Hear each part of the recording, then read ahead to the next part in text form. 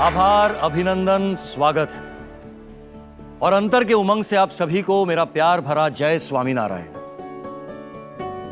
मित्रों, मैं हूं धर्मेंद्र गोहिल और आज आपका स्वागत है BAPS बाल प्रवृत्ति के द्वारा आयोजित वाली जागृति अभियान की विशेष प्रस्तुति में, जिसका नाम है बच्चों के स्मार्ट दुश्मन। जी हां, बच्चों के स्मार्ट दुश्मन।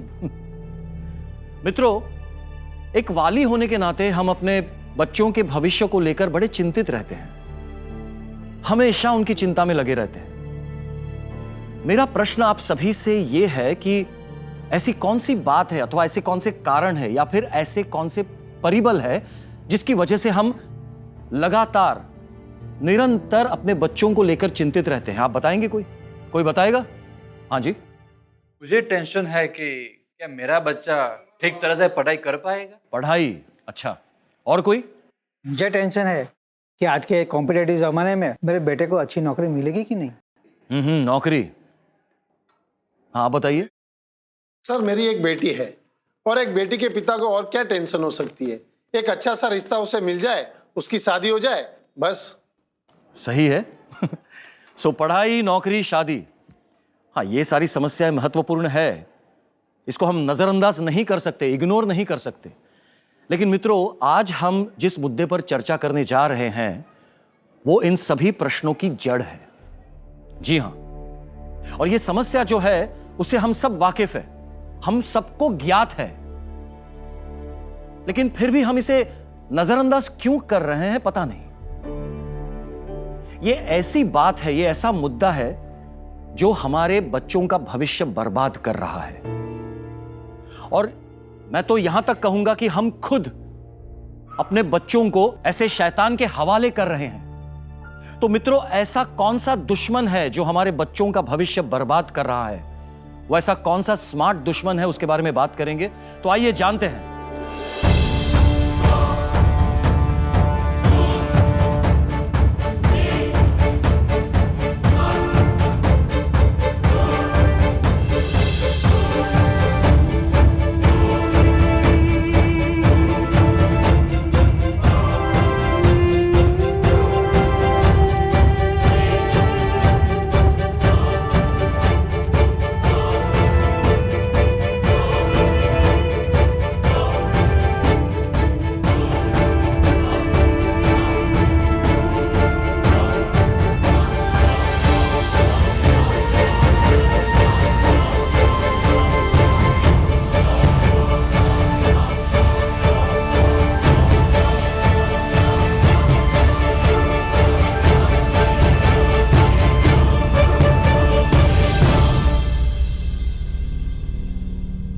ये थी निरंतर बदलती हुई दुनिया की, अपडेट होती हुई दुनिया की कभी न बदलने वाली हकीकतें।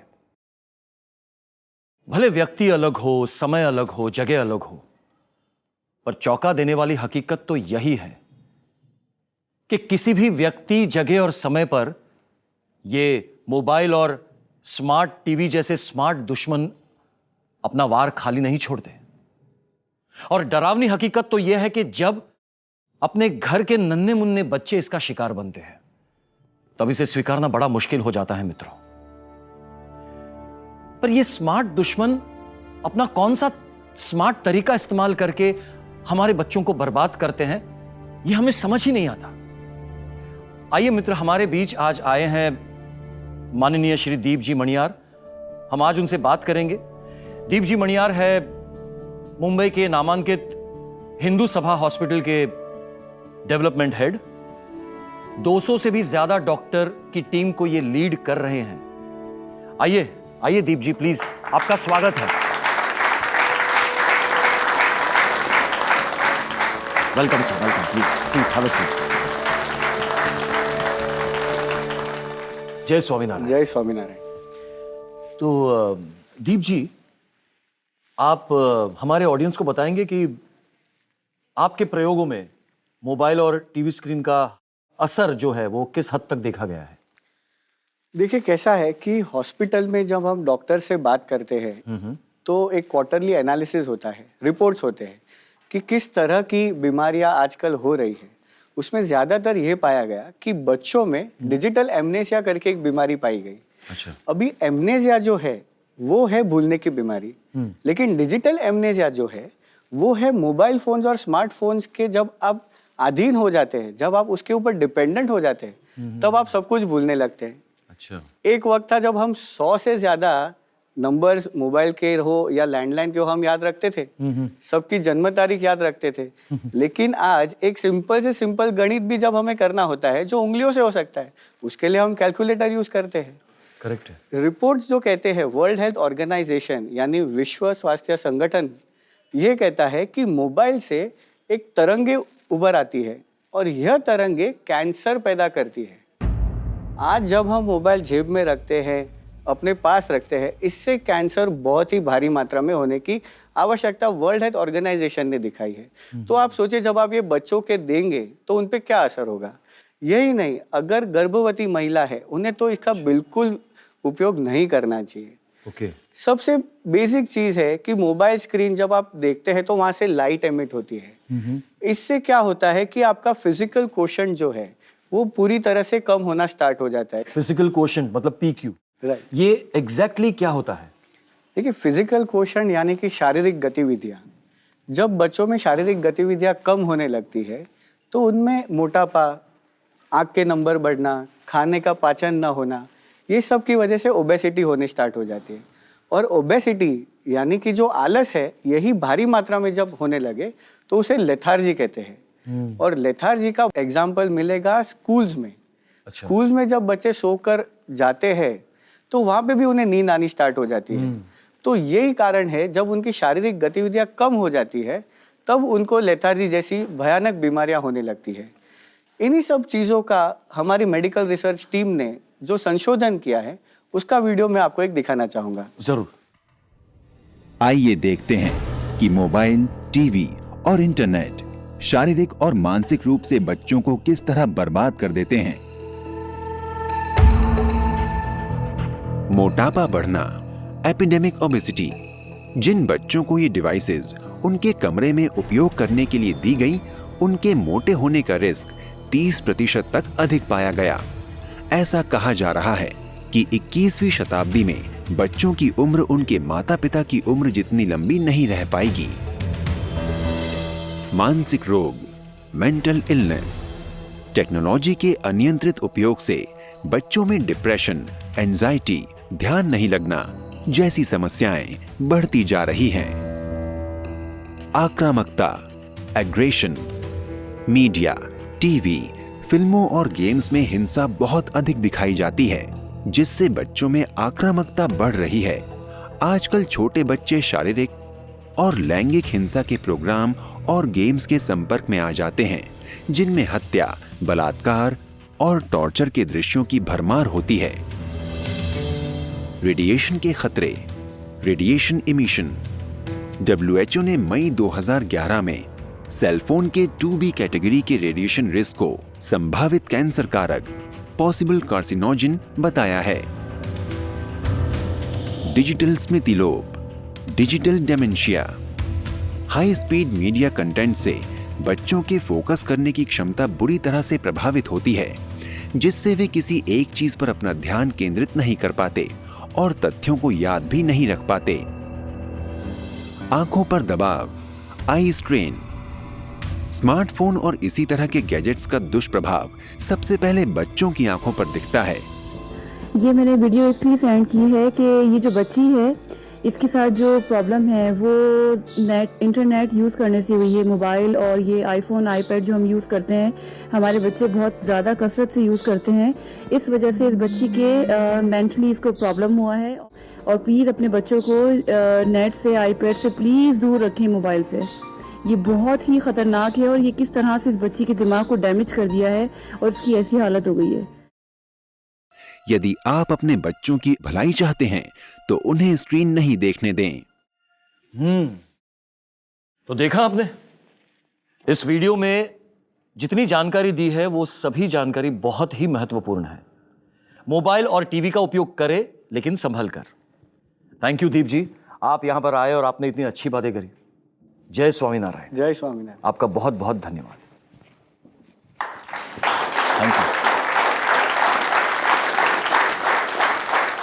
तो मित्रों, जैसा कि आपने सुना कि मणियार जी ने हमें बताया कि ये गैजेट्स बच्चों के फिजिकल क्वोशंट पर किस तरह से असर करते हैं, यानी शारीरिक क्षमता पर किस तरह से असर करते हैं, उसी तरह हम देखेंगे कि बच्चों की बुद्धि पर, मतलब दिमाग पर ये गैजेट्स किस तरह से असर करते हैं। आईक्यू लेवल यानी बुद्धि शक्ति। कहते हैं कि हम इंसानों की बुद्धि शक्ति के आगे सुपर कंप्यूटर की शक्ति भी तुच्छ है, और ये फैक्ट है दोस्तों, ये जाना माना सच है। हमारा ये माइंड है वो बहुत पावरफुल है, किसी कंप्यूटर से भी ज्यादा। मैं आपको एक किस्सा सुनाना चाहता हूं। आईक्यू लेवल का एक एग्जाम्पल है, अपनी बुद्धि शक्ति की, तीव्र बुद्धि शक्ति की पहचान कराता था अपनी मुंबई का मंगेश महास्कर। मंगेश महास्कर नाम का एक लड़का था, गरीब घर में पला बड़ा था, 10 बाय 10 की छोटी सी, क्या कहते हैं, झोपड़ी या खोली, उसमें रहता था। मांग मांग कर लाने वाली किताबों को वो स्ट्रीट लाइट के उजाले में पढ़ता था, फुटपाथ पर बैठकर। और इस तरह से उसने उसकी 10वीं कक्षा की परीक्षा दी, और मित्रों 10वीं कक्षा में उसे 97% मिले। 97% स्ट्रीट लाइट के उजाले में पढ़कर। ये आईक्यू लेवल का एक सुपर्ब एग्जाम्पल है। महाराष्ट्र बोर्ड के 30 साल का रिकॉर्ड उसने ब्रेक किया। पूरे देश में उसकी चर्चा हुई। मित्रों, फिर तो क्या था, महाराष्ट्र सरकार ने और बहुत बड़े बड़े लोगों ने उसका बहुमान किया, पढ़ाई करने के लिए स्कॉलरशिप मिली, उसकी सारी जरूरतों को पूरा कर दिया, एक बड़ा सा घर दिया। पर कहीं पर उस लड़के की जरूरत की लिस्ट में एक छोटी सी गड़बड़ हो गई, एक भूल हो गई शायद। जरूरत की लिस्ट में टेलीविजन भी शामिल कर दिया गया। और फिर क्या था, स्क्रीन सौगात का शिकार बन गया अपना मंगेश। इतना इंटेलिजेंट और ब्रिलियंट लड़का 10वीं कक्षा में 97% लाया था, 12वीं कक्षा में पूरी तरह से और बहुत बुरी तरह से फेल हो गया वो। मित्रों, यही है, ये स्मार्ट दुश्मनों का साया हम सबके घर पर मंडरा रहा है। मित्रों, बच्चों का पढ़ाई में मन नहीं लगता है, उनको कुछ भी याद नहीं रहता है, कुछ नया करने के लिए, कुछ बेहतरीन सोचने के लिए कोई प्रवृत्ति नहीं हो रहा। बस मोबाइल ही उनका दोस्त है और टेलीविजन ही उनका स्कूल है, उनकी पाठशाला है। इसलिए मित्रों, हमें बहुत सतर्क रहना है। इस दुश्मन से निपटने के लिए हमें क्या क्या करना है, क्योंकि ये बच्चे जो सीखते हैं वही अपनी वास्तविक जीवन में वो अपनाते हैं, वैसा ही वो करते हैं। आपको एक वीडियो दिखाता हूं, देखिए।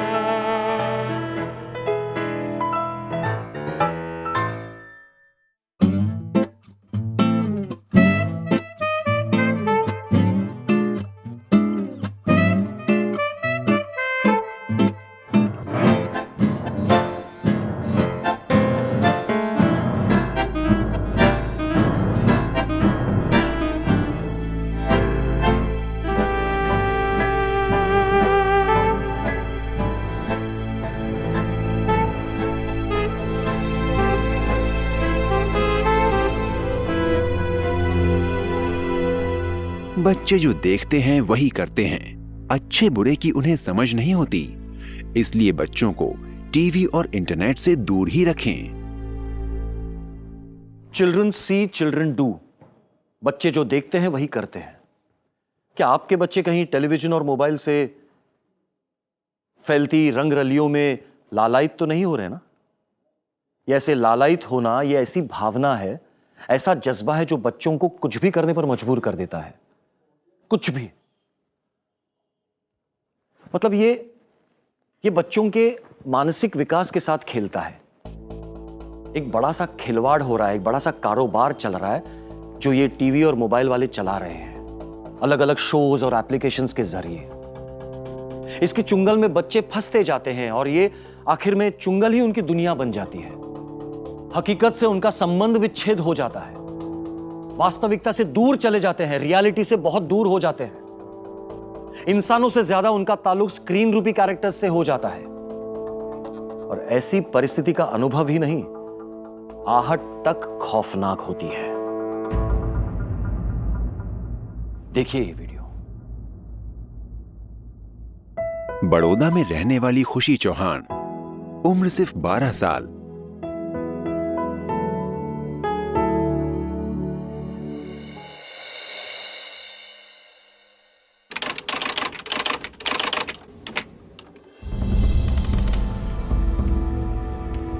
जिसे पूरे देश ने मिलकर चुना, अपनी चहेती बालिका वधू बनाया, उसे सिर आंखों पर बिठाया। छोटे पर्दे की वो आनंदी और रियल लाइफ की प्रत्यूषा बैनर्जी इस दुनिया से ही चली गई। प्रत्यूषा ने खुदकुशी आखिरकार क्यों की?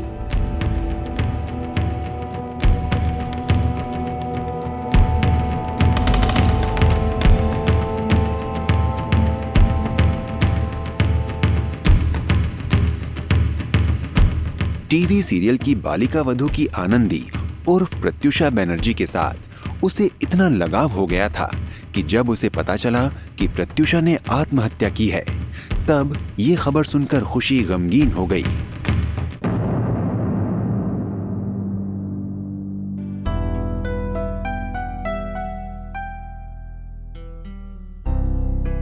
बा, अब आनंदी कभी वापस नहीं आएगी।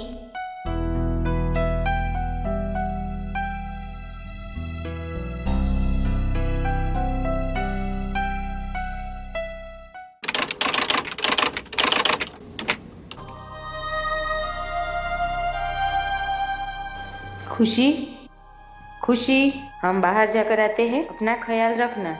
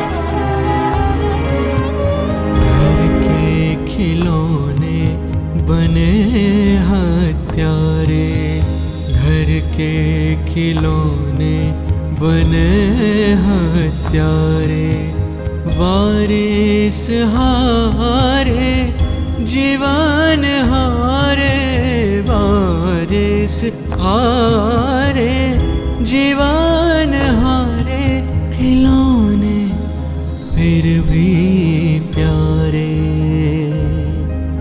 खिलौने फिर भी प्यारे। घर के खिलौने बने हत्यारे, घर के खिलौने बने हत्यारे, घर के खिलौने बने हत्यारे।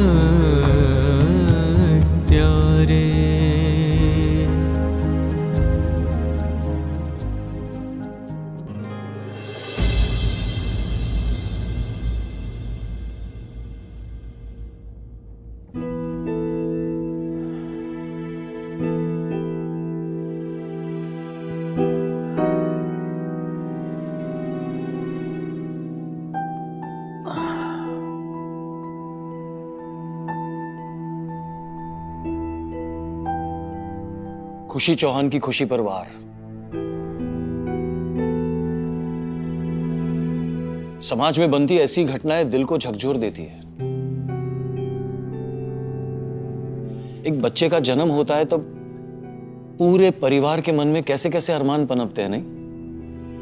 कितनी खुशी होती है। बच्चे के जन्म की खुशी छलकती है उस बच्चे के रखे जाने वाले नाम में, है ना? ये हमारा कुलदीपक है, इसका नाम रखेंगे कुलदीपक। ये हमारे घर का आनंद है तो इसका नाम होगा आनंद। ये हमारी जिंदगी का सपना है और ये है खुशी।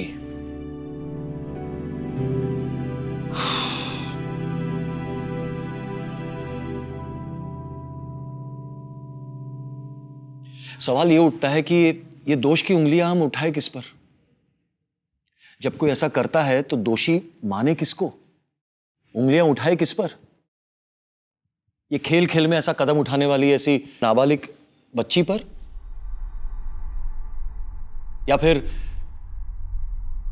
अपने बच्ची की खुशी के लिए या उसके मूड को फ्रेश करने के लिए या समाज में कदम से कदम मिलाने के लिए स्क्रीन की सौगात देने वाले माता पिता पर, या फिर टेक्नोलॉजी पर?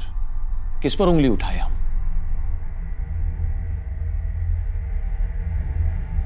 न वो गलत है न हम गलत है, बस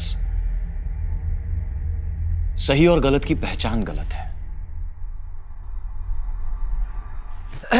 आइए इस चर्चा को आगे बढ़ाते हुए हम और एक अतिथि विशेष को यहां आमंत्रित करते हैं, जिनका नाम है पारस भाई परमार। पारस भाई की पहचान दे दूं, हमारे BAPS द्वारा संचालित बाल प्रवृत्ति में नेशनल टीम लीडर हैं और पिछले 10 सालों में इस विषय पर रिसर्च कर रहे हैं। तो मैं बुलाना चाहूंगा पारस भाई Parmar. Please come on stage, please.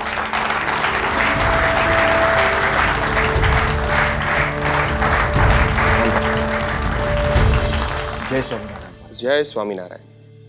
Thank you for coming here. अब आप ही बताइए कि कौन सही है और कौन गलत? धर्मेंद्र भाई, परम पूज्य महंत स्वामी महाराज हमारे गुरुवर्य है। उन्होंने एक अच्छी बात हमें बताई है कि हु इज राइट के पथ को छोड़कर व्हाट इज राइट, ये सोच पहले हमें अपने जहन में डालनी होगी। यहां पर भी क्या सही है, इस विषय में अगर हम डेप्थ में जाए तो सही और गलत की सही पहचान सबसे पहले माता पिता को ही अपने बच्चों को करवानी होगी। पहली कूच माता पिता को खुद करनी होगी। मूलतः हमें इस प्रश्न के मूल में जाने की जरूरत है, इसकी जड़ में जाने की जरूरत है। तो आइए पहले वो देखते हैं। ठीक। न वो गलत है न हम गलत है, न वो गलत है न हम गलत है, बस सही गलत की पहचान गलत है, बस सही गलत की पहचान गलत है, न वो गलत है न हम गलत है, बस सही गलत की पहचान गलत है। जब बच्चा रोता है तो उसे जरूरत है माता के ममता की, पिता के प्यार की, किसी ऐसे व्यक्ति की कि जो उसके साथ खड़ा रहे, उसकी इमोशन को समझ सके। लेकिन ज्यादातर हम क्या करते हैं, ऐसे समय में बच्चे को सौंप देते हैं टीवी, मोबाइल और उसके सहारे। हम ही आदत लगा देते थे।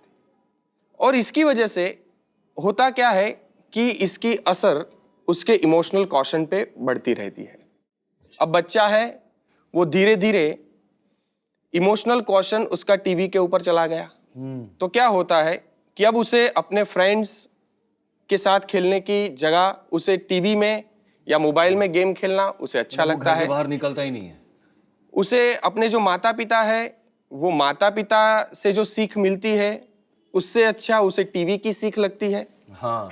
अपने माता पिता से अच्छे उसको टीवी में जो माता पिता दिखाई देते हैं वो उसे अच्छे लगने लगते हैं। तो प्रॉब्लम यही है, जड़ यही है कि हमें संतान तो चाहिए, लेकिन संतान की परवरिश कैसे करे ये हम नहीं जानते। हमारे बच्चों को मोबाइल, टीवी और स्क्रीन ने कब से गोद में ले लिया? जब से हमने उसे उनकी गोद में रख दिया। एक्सक्यूज मी सर, आपकी बात तो ठीक है, लेकिन आज के समय में तो इंटरनेट, मोबाइल और टीवी देखना आवश्यक हो गया है। स्कूल में ऐसे ऐसे प्रोजेक्ट दिए जाते हैं जिसको पूरा करने के लिए बच्चे को ये सब देखना ही पड़ता है। आपकी बात सही है और मैं आपकी बात से सहमत भी हूं, लेकिन मैं ये पूछना चाहता हूं कि खाने में नमक की जरूरत है या नहीं है? है, लेकिन कितनी जरूरत है? कितनी मात्रा? हाँ, मात्रा जरूरी है। अगर नमक जरूरी है इसका मतलब ये नहीं है कि बेइंतहा या नाप के बिना हम नमक डालते ही जाएं, क्योंकि जब नमक एक हद से ज्यादा हो जाता है तो वही खाने में वो नमक जहर बन जाता है। सेहत के लिए अच्छी बात नहीं होती, वो जहर बन जाता है। ये जो मात्रा है, ये मात्रा माता पिता को डिसाइड करनी होगी कि टीवी और स्क्रीन है वो भी नमक की तरह कितनी मात्रा में अपने बच्चे को दिया जाए, क्योंकि अगर ये मात्रा गलत हो गई तो यही टीवी और स्क्रीन ये बच्चों के लिए जहर बन जाएगा। बहुत बहुत सही बात कही है आपने पारस भाई, सच में। थैंक यू वेरी मच, आप यहाँ पर आए और आपके विचार हमारे साथ आपने शेयर किए। जय स्वामीनारायण। जय Swaminarayan. Thank you so much.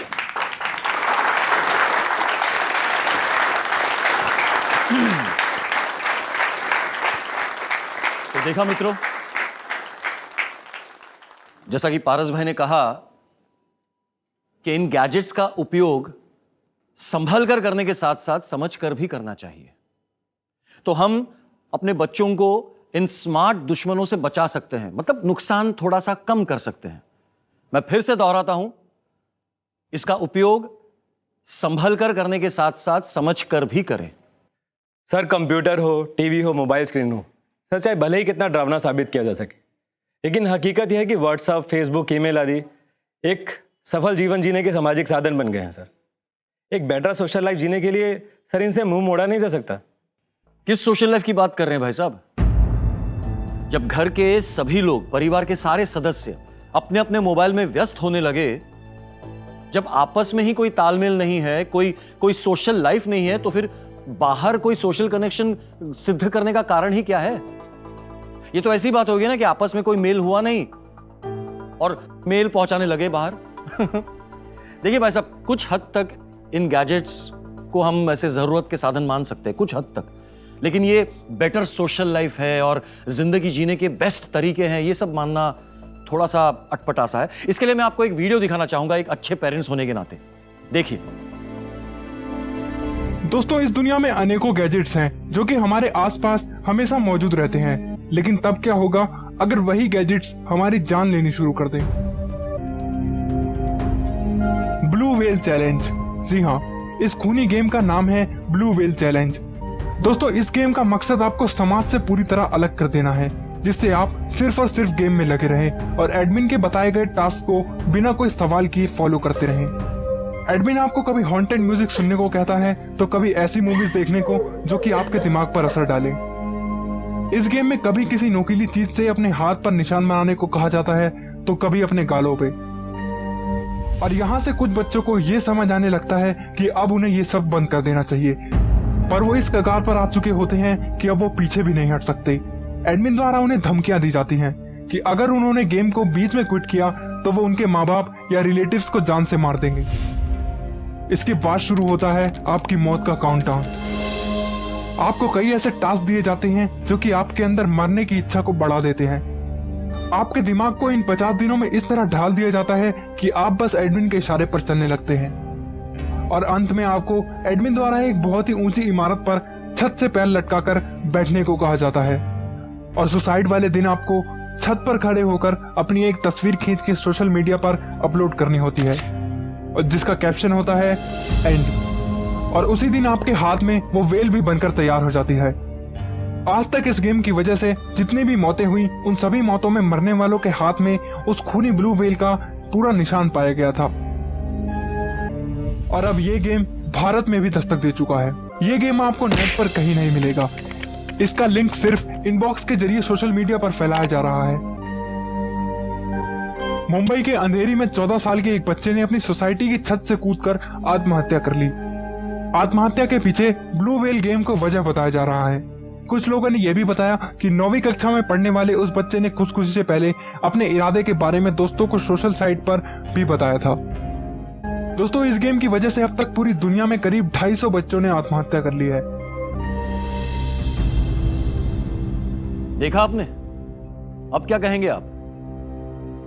आपकी बात सही है सर, लेकिन सर इन खतरों से हम और हमारे बच्चे बचे कैसे? अब सही प्रश्न पूछा है आपने। दर्शक मित्रों, हमारे सारे सवालों का जवाब अब हमें बहुत ही जल्दी मिलने वाला है हमारे 2 अतिथिगण के पास से। और वो कौन है?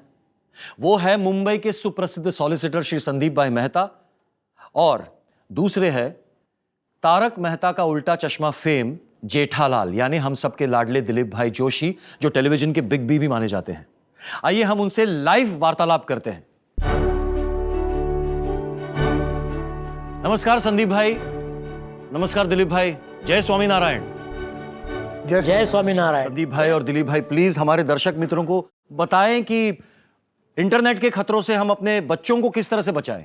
साइबर क्राइम आज किस हद तक बढ़ चुका है, और इससे अगर हम हमारे बच्चों को बचाना चाहते हैं तो हमें हमारे बच्चों को ये जो व्हाट्सएप है या फेसबुक है या जो इंटरनेट है, मोबाइल है, उससे दूर रखना होगा। और उसके लिए मैं समझता हूँ कि हम पेरेंट्स को ही कोई ठोस कदम उठाने पड़ेंगे। आप में से मुझे लगता है कई लोगों के पास वो सफरजन वाला फ़ोन होगा, नहीं समझे? आईफोन। तो ये आईफोन के जो जनक है, मतलब ये साइबर की दुनिया के जो पितामह हैं, स्टीव जॉब्स, खुद कहते हैं कि ये आईफोन में मेरे बच्चों का भविष्य खराब करने की कितनी ताकत है, ये मैं भली भांति जानता हूँ। और इसीलिए मैंने और मेरी पत्नी ने हमारे बालकों को टेक्नोलॉजी का कितना उपयोग करना चाहिए, उसका एक विवेक तय कर लिया है। इसलिए मैं समझता हूँ कि स्टीव जॉब्स एक सफल बिजनेसमैन तो है ही, लेकिन मैं उससे भी ज़्यादा उनको एक सफल पेरेंट मानता हूँ। और मुझे लगता है कि उनकी जो विचार सरणी है वो हमें भी हमारे जीवन में उतारनी चाहिए। क्या कहते हैं आप लोग? हाँ, तो ये तो हमें तय करना ही होगा। और कौन प्रश्न पूछना चाहता है? सर, ऐसी साइबर क्राइम जैसी घटनाएं हमारे घर में ना हो, उसके लिए हमें क्या करना होगा? फर्स्ट ऑफ ऑल, अपने बच्चों को ऑनलाइन किसी अनजान व्यक्ति से बात न करने दें। उनके सोशल फ्रेंड लिस्ट में जिसे वो नहीं पहचानते हैं उसे ऐड न करने दें। बच्चों को ये नॉलेज आपको ही देना पड़ेगा। बिल्कुल सही कह रहे संदीप भाई। इसमें एक और बात मैं ये जोड़ना चाहूँगा कि संभल कर और ज़रूरत के हिसाब से तो बराबर करना ही चाहिए, लेकिन बच्चों को इसका उपयोग जाहिर में करना चाहिए। कैसे? मैं समझाता हूँ। देखिए, जब बच्चे अकेले हो तो इनको इस चीज़ का उपयोग नहीं करना चाहिए। अगर पेरेंट्स है या घर में बड़े बुजुर्ग है या कोई है, बड़ा कंप्यूटर का स्क्रीन है जो सब देख सके, ऐसा हो तो ही आपको ये यूज़ करना चाहिए। क्योंकि आजकल क्या है कि इंटरनेट पे इतनी सारी वेबसाइट्स है जिस पे अश्लील फ़ोटोज़, हिंसात्मक वीडियोज़ या अश्लील वीडियोज़ ऐसी आती है जो हमारे बच्चों के स्पिरिचुअल क्वेश्चन पे असर करती है। तो बस मैं यही रिक्वेस्ट करूँगा कि आप उपयोग करें, संभल कर करें, जितनी ज़रूरत उतनी करें और जाहिर में इसका उपयोग करें। मोबाइल और इंटरनेट के अलावा भी एक दुनिया है, वो दुनिया उसे दिखाइए। Swimming, physical exercises, drawing, reading और कई सारी एक्टिविटीज़ वो कर सकता है। बाल सभा, बाल प्रकाश और बच्चों के पुस्तकों को उसका दोस्त बनाइए। ज़रूरत की सब सुविधाएं उसको दीजिए, बट सुविधा को उसकी ज़रूरत कभी ना बनने दें। टूंक में 100 बात की एक बात, टेक्नोलॉजी और इंटरनेट का उपयोग हमें संभल कर, ज़रूरत के हिसाब से और सार्वजनिक तौर पे यानी कि जाहिर में करनी चाहिए। ये मेरी आप लोगों से एक नम्र विनंती है। आशा करता हूँ कि ये आप विनंती को स्वीकार करेंगे और ये जो चर्चा आज हुई है उसका गहन विचार करके इस पे अमल करेंगे। हमें आपसे बात करते बहुत ही अच्छा लगा है संदीप भाई और दिलीप भाई। आप दोनों का बहुत बहुत धन्यवाद कि आपने अपना कीमती अमूल्य समय हमारे लिए निकाला, हमें इतनी जानकारी दी। Thank you so much.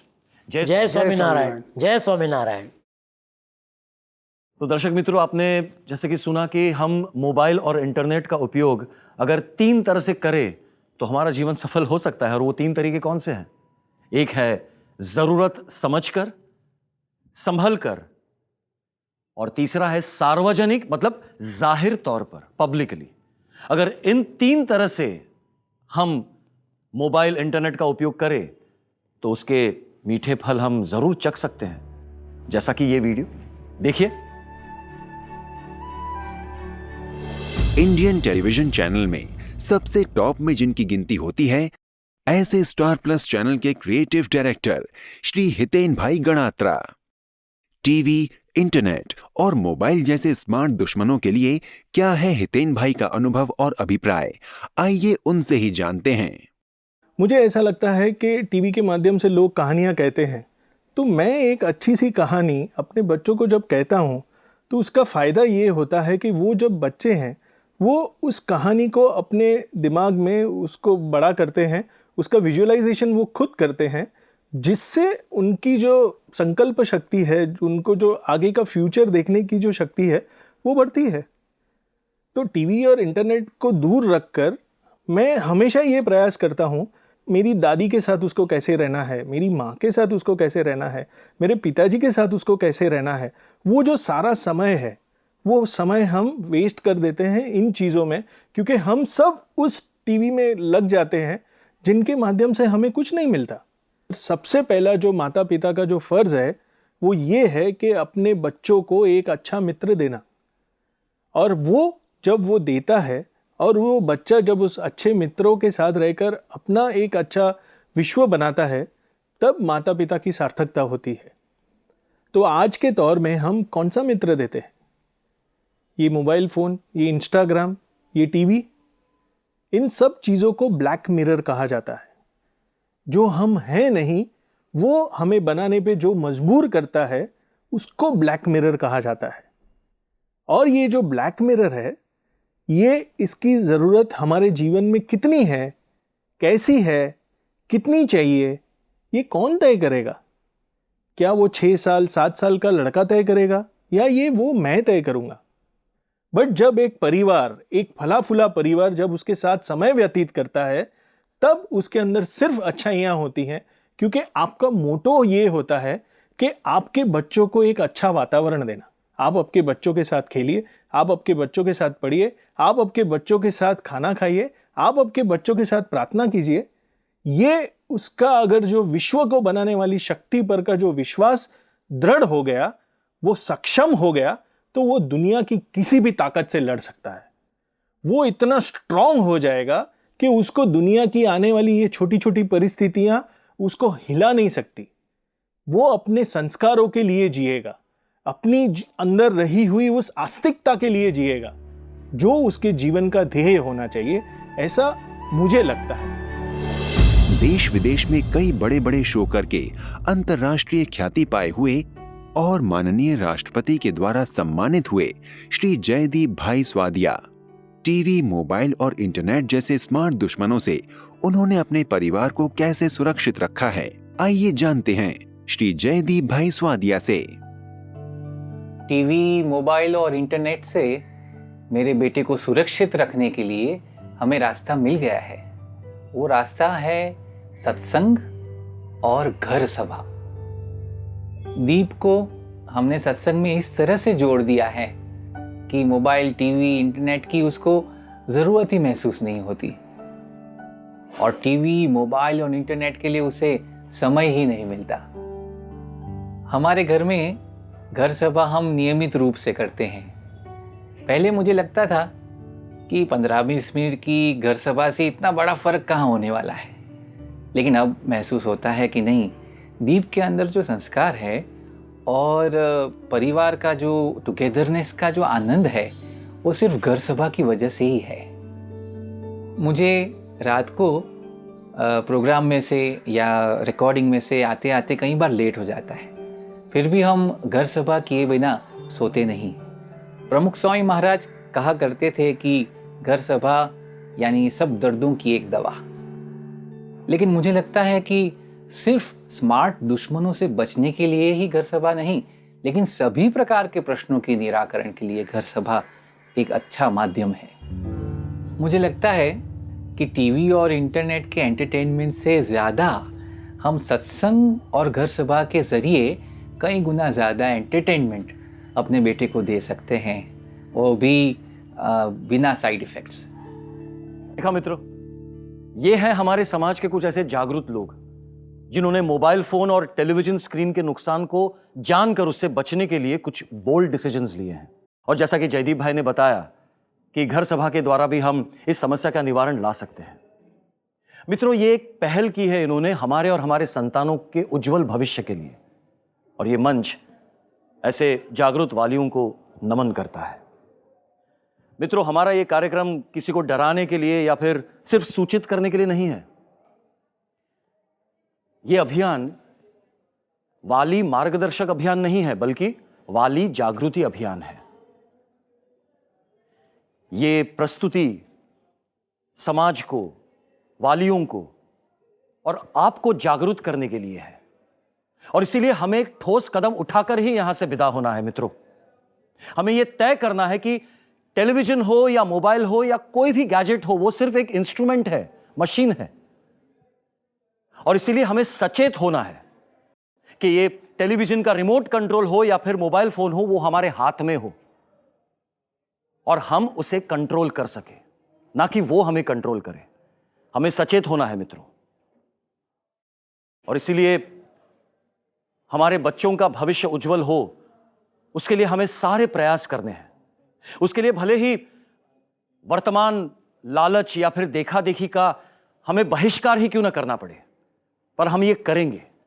हम आज से कटिबद्ध होंगे हमारे और हमारे परिवारजनों के भविष्य के लिए, उज्जवल भविष्य के लिए, इस समाज के लिए। टेलीविजन, मोबाइल फोन्स, इसका उपयोग कितना करना है, कितना करवाना है, उसके लिए, और घर सभा के द्वारा अपने जीवन को सुखी बनाने के लिए। मैं जानता हूं मित्रों, ये कोई आसान रास्ता नहीं है, बड़ा कठिन है। कोई सामान्य व्यक्ति से न हो सकेगा वैसा कोई मार्ग है, लेकिन हे मेरे वाली मित्रों, आप सामान्य कहां है?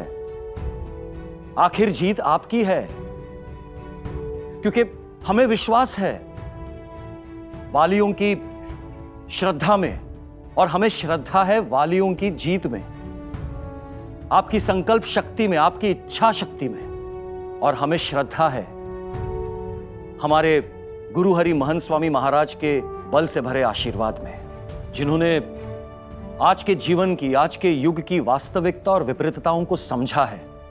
ऐसे हमारे प्राण प्यारे गुरु हरि महंत स्वामी महाराज के आशीर्वाद हमारे इस संकल्प दिन को हम प्राप्त करें। श्री स्वामीनारायण भगवान की जय, अक्षर पुरुषोत्तम महाराज की जय, प्रमुख स्वामी महाराज की जय, प्रमुख स्वामी महाराज शताब्दी महोत्सव की जय। स्मार्ट दुश्मन यानी वो बच्चों को, कोई भी, किसी को भी ये पता नहीं चलता है क्या हो रहा है, और वो स्मार्ट दुश्मन वो अपना काम करते हैं और ये बच्चों को बिगाड़ते हैं। यही काम उसका है। फ़ायदा तो 30% है और बिगाड़ है वो 70% है। वो फ़ायदा की तरफ मन लगा है और सब लोग को मन में यही है कि फ़ायदा होगा, पर नुकसान है।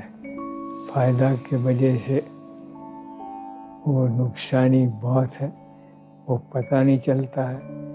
जो एक आम है, एक आम फ्रूट हो, वो सड़ा होगा तो 100 अच्छा फ्रूट को भी वो चेप लगाएगा और वो सब सड़ जाएगा।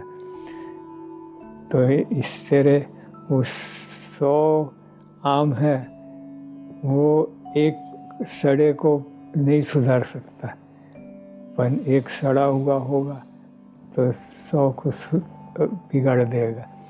इसी तरह ये स्मार्टफोन है, ये दिखाई देता है, बहुत अच्छा दिखाई देता है और उसमें हम लोभाते हैं और वो बहुत बुरा नतीजा आता है, वो हमको पता नहीं चलता है और वो बिगड़ जाता है सब मामला, तभी पता चलता है कि ये स्मार्टफोन से ही सब कुछ बिगड़ा हुआ है। और इतनी कई कहानियाँ हैं जिसको वो बताई तो उसमें हमको दिखाई देगा कि ये नुकसान ज़्यादा है और फ़ायदा कम है। तो वो भी जो फ़ायदा और नुकसान ज़्यादा है पर वो उसको हम संभाल सकते हैं। हम जो उसका उपयोग जो करा जाए बहुत सावधानी से करा जाए तो काम होगा, परंतु वो कितना भी अच्छा, कितने भी पक्के मन वाले हो पर वो स्लिप मारते हैं और वो बिगड़ जाते हैं। शुरू में लगता है कि कुछ नहीं होगा और फिर बाद में, तो इसके लिए ये घर सभा की बात होती है। जो घर सभा में उसका सही उपयोग होगा, ये स्मार्टफोन का, स्मार्ट ये सब चीज़ें हैं, तो वो तो घर सभा से सुंदर परिणाम आता है।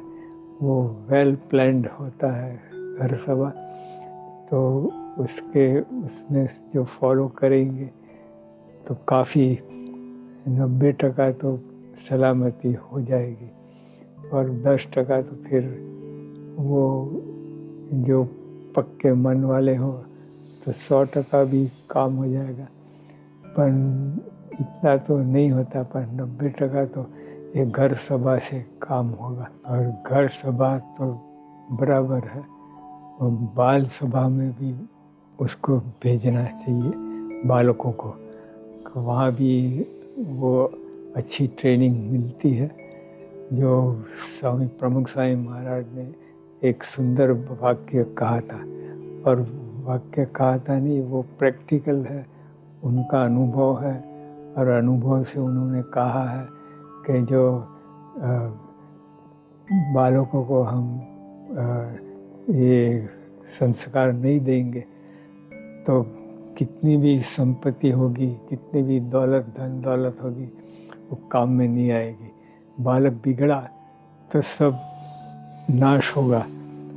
तो ये बालक को संभालना पड़ेगा, बालक के राइट दिशा में उसको चढ़ाना पड़ेगा। तो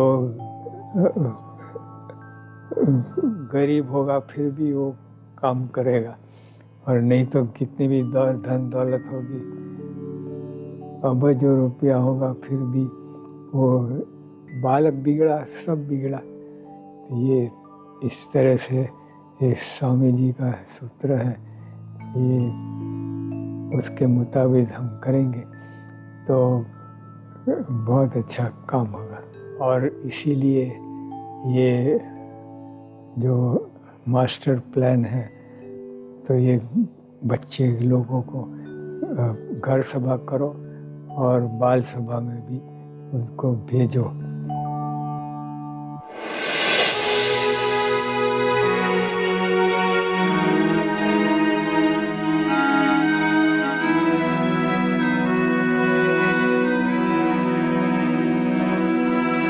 गुरु मिले तो मन के फंदे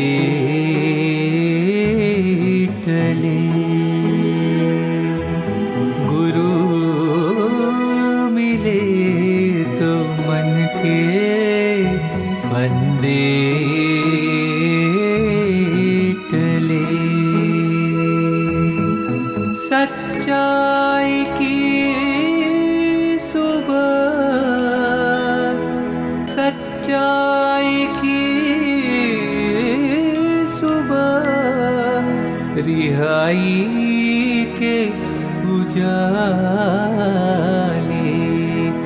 गुरु मिले तो मन के फंदे टले, फंदे टले, फंदे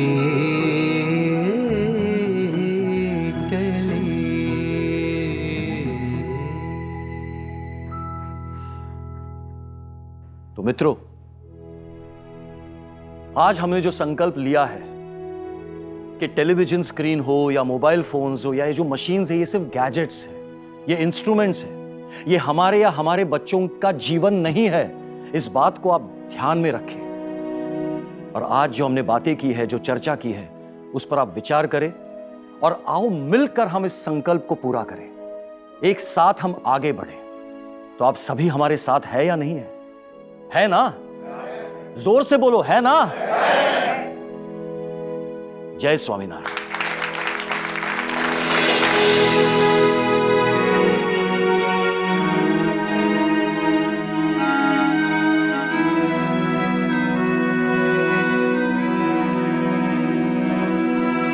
गुरु मिले तो मन के फंदे